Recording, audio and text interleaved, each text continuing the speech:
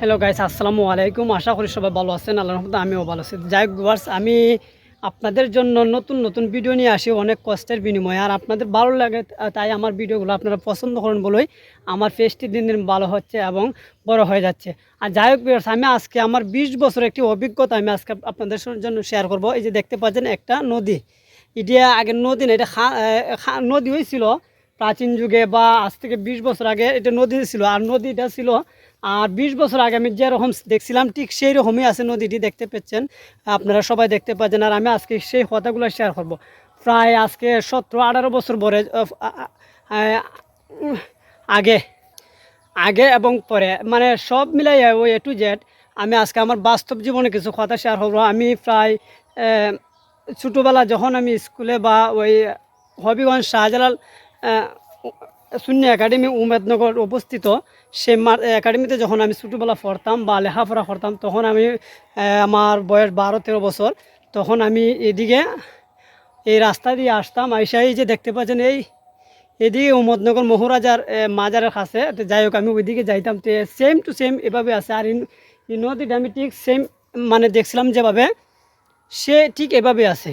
তো এইভাবে আছে, কোনো পরিবর্তন হয় না। মানে আছে অনেক গ্রামে বা এলাকায় দেখা যাচ্ছে যে কি নদীগুলা ওই বরাট কইরা যার যে দখলে যার যে নিয়ে নেয়, কিন্তু আসলে আনোয়ারপুরের গ্রামের মানুষ খুবই ভালো এবং খুব নম্র ভদ্র। আমি ছোটোবেলা থেকে জেনে আসছি, এখনও জানতেছি যে তারা দেখেন এই এরিয়ার থেকে একবারে ফুল একবার শেষ পর্যন্ত এখন পর্যন্ত এদের কেউ দখলও নেয় নাই এবং বরাটও করে নাই। যার যে মানে নদীটা তারা বাঁচাই রাখছে। আর বাঁচাই রাখার পরে আজকে তারা সুযোগ সুবিধা বুক করতেছে। যেমন ধরেন পানির প্রয়োজন, ফেনার প্রয়োজন, মাছের প্রয়োজন, তারা সময় সময় মাছ মেরে মেরে খাইতে পারে। তো যাই হোক, আমারও খুব ভালো লাগছে যে আজকে আমি অনেক বছর পর আইয়া দেখলাম যে সেম যেভাবে ছিল ঠিক এভাবেই আছে তাদের এই নদীটা, কোনো পরিবর্তন মানে হয় নাই। নদীটা তারা বরাট করে না। আর বরাট না করার জন্য আমার ব্যক্তিগত পক্ষ থেকে আনোয়ারপুরের মানুষকে আমি ধন্যবাদ জানাই। এই কারণে জানাই, তারা এই নদীটারে বাঁচাই রাখছে। আর বাঁচাই রাখার কারণে তারা সুযোগ সুবিধা ভোগ করতেছে। আর আমিও আজকে একটা ভিডিও তৈরি হলাম, ভিডিও তৈরি হলে তাদেরকে প্রকাশ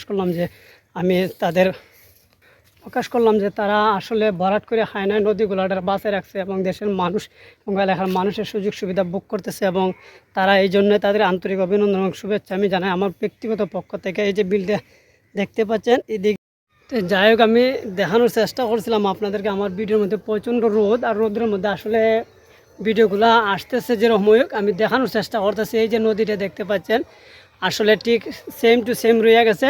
এবং আশা করি ভবিষ্যতেও তারা এই নদীটিকে ধরে রাখবো তাদের গ্রামের ঐতিহ্য হিসাবে। তাই আমি আনোয়ারপুরের গ্রামের যারাই দেখতেছেন বা আমার ভিডিওটি যদি পান, অবশ্যই লাইক কমেন্ট শেয়ার করে দিয়ে দেবেন। এবং আপনাদের গুণাগুণগুলো প্রকাশ করে দিলাম যে আপনারা অত্যন্ত ভালো মানুষ আর নদীটি বাঁচাইয়া রাখছেন। নদীর যেভাবে ছিল ঠিক সেভাবে আছে এবং ভবিষ্যতে যেন থাকে, এই প্রত্যাশাই করি আমি আপনাদের কাছে। আর আপনাদের গুণটা ভালো থাকার কারণে আমি কিন্তু ভিডিওটা তুলে ধরলাম। আর আমার অডিয়েন্সে যারা যারা আছে আপনারা সবাই দেখেন, তারা অত্যন্ত ভালো মানুষ বলেন। এই যে নদীটি মানে আমি দেখানোর চেষ্টা করছি, এদিকেও ওইদিকেও প্রচুর পরিমাণে জায়গা নিয়ে কিন্তু নদীটি আছে এবং ভালোই আছে। তবে ভবিষ্যতে থাকবে ইনশাল্লাহ। অবশ্যই আমার ভিডিওটি ফেলে লাইক কমেন্ট শেয়ার করে দিয়ে যাবেন।